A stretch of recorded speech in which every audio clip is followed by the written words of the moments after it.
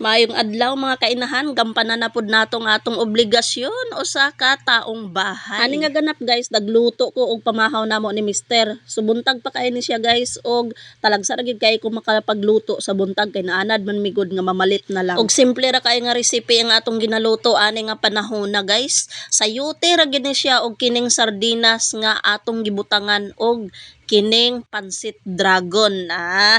O di ba napaka-special pansit dragon? Udong raman di ay ito. Siyempre, para makuha pa nato tong sabaw-sabaw nga nabilin sa lata, atong butangag tubig. Mao yato ibobo sa atong giluto. Klarong pagkaistorya mga inahan, talagsar gid kay ko magluto sa buntag. Kay sayo magkay mong lakaw ning akong mga kauban diri sa balay. Alas 5:30 sulod sa mga bata sa eskwelahan. Mosabay na pud ang among papa usahay gani mas mauna pa siya sa mga bata og lakaw. Alas 5 o kaha alas 4 kapin mulakaw na siya. Kay ang iyang trabaho rider man. Mao nga kami ni Bunso pag panglakaw nila mobalik mi sa higdaanan oy. Mangmata na mig alas 9 ana o kaha alas 10. Pero kasagara ako kay inahan man lagi ko, alas 9 gyud mata na ko ana. Samtang tulog pa nga atong bunsusay, so maglihok-lihok pa ta ana kay og makamata na di naman ta makalihok-lihok kay nangano. Mura naman siya kung kasi kulapyot nako. Kinsay mga nakarelate din ha nga basta natay mga anak nga gagmay pagani, wag gyud tay mahimo sa atong panimalay mo na atong balay nga permig yung kagubot. Kay nangano maglimpyo ta, di man gid nato na masunod og limpyo, oran-oran magubot na pod, samok ay ba. Pero understood na siya oy, ay char understood. Maintindihan na gid na sa tanan guys basta natay anak nga gamay, ing ana gid ang atong kinabuhi. So sayo kay ko nagluto no, alas 6 kapin pa lang, kay saktong alas 7 guys, ning lakaw na si Mr. Saon manggod, nga lami man kay siyang tulog. Ang mga bata nang lakaw na nga wa may kahibalo. Kay ang mga bata pagkahuman og pangayo sa ako og kining balon nila, nga kining kwarta, nanlakaw na dahil sila ingon ko nga gisingon ng ilang tatay kay nagpagising lagi wa man po dahil gigising nakamata ko guys nga mag-alas 6 naman po ang gani ang portahan kay abli. Sa makatuwid guys, pumasok ang mga bata sa school nang hindi namin alam. So sabi niya, ay anong oras na? Bakit ang liwanag na? Sabi ko naman sa kanya, kagigising ko lang din, hindi ko rin alam. Ang mga bata kasi guys, pag sabi ko na, sige kumuha kayo dyan sa wallet ng baon ninyo, kukuha lang yan. Minsan kapag tulog kami, hindi na kami dinisturbo, ganyan sila. Mawata na sabi ko ni Mister, magluto na lang kong pamahaw, usa ko malakaw para makakaon ka, para dili na siya magpalit og iyang pamahaw sa gawas. Kaya siyempre gastos man. Since magluto man po ko para pananghalian, maaga pa lang, lulutuin ko na. Diretso na yan guys. Hanggang hapunan na yan na ulam namin. Kita nyo naman isang kawali yung niluluto ko, di ba? Maayo na lang guys, kay nagpalambot na ta sa atong niluto, no? So ang akong bunsusay ni anapod kasamok-samok. Ato na ni siyang ayusan sa iyang buhok. Kay sayo bampod ng mata. Kini siya mamamahon kayo ni bisan pag na iyang mga ate din ha ay ang papa. Wa gyud lain ni siya tawgon ko di mama. Nainggit na lang gani ang tatay kay ngano daw kuno puro mama tawagon. Sige kag tawag ganing mama nga maot man yung mama. Og kining akong bunsusay guys, may attitude na.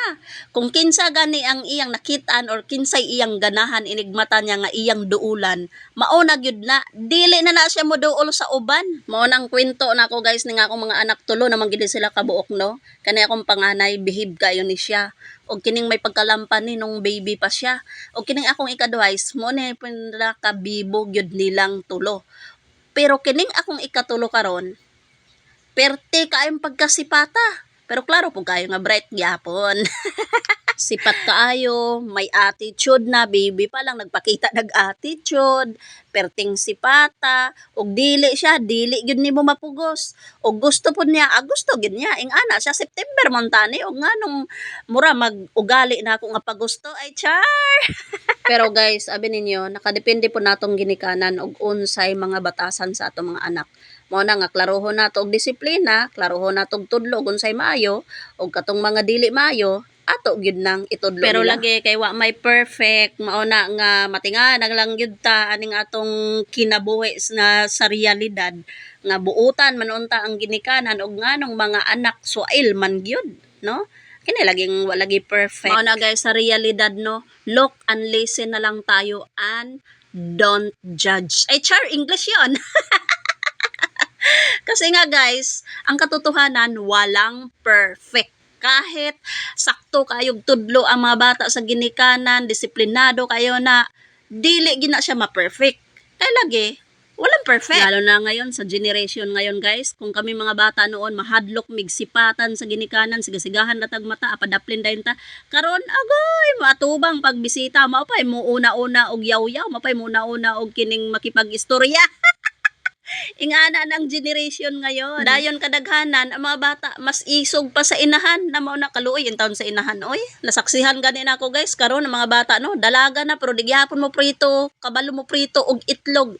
Suguon gihapon ng inahan, nga prituhag itlog, halaka, Mariusip, nasubrahan na gyud. Ako, di ko musugot og ingana, oy. Sala na gina natong ginikanan guys, lalo na kitang mga inahan, kay kita mangyod ang napirming makauban nila, kay ni aman ta sa panimalay lagi. Dapat kitang mga inahan, tudluan po nato sila, og kining mga makatunan.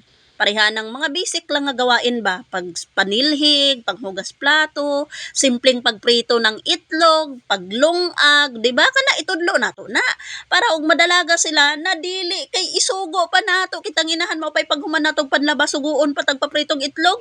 Hoy Mariusip, maluoy in tawon mo oy. Pero klarong pagkaistorya sala gid nato ng inahan kay nangano wa man ninyo tudloy lagi.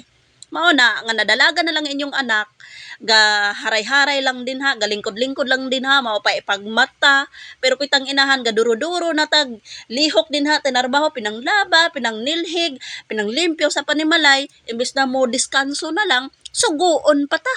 Ug unsay gustong kaunon sa anak, mao pay masunod. Halo ka, kahadlok. Mao na guys, nga wadyo ko nimbilib ato nga sitwasyon nga nasaksihan gid nako. Sayunan ka nga mangutana nga anak og ma unsay sudan, nya mao pay pagmata ba. Niingon pud ang nanay, wala.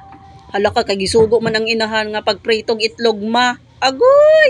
Nya iyang anak kay dalaga na, Mariusip, mama. Mao to na na-realize na ako guys, no? Nasubrahan na gyud pod. Kay ngano, sus, kasimple ra ang pagpritong itlog, imo pag yung isugo sa imong inahan, kamong mga anak, oy, maluoy pud taon mo sa inyong mga inahan, oy. Pag asikaso mo sa inyong kagalingon, samot na kong mga dalaga na mo at saka mga binata. Real talk naman jud kay ni akong ipang istorya. Ay guys, kay mahuman naman ni akong video, so salamat sa pagtan-aw, kalami sa akong niluto.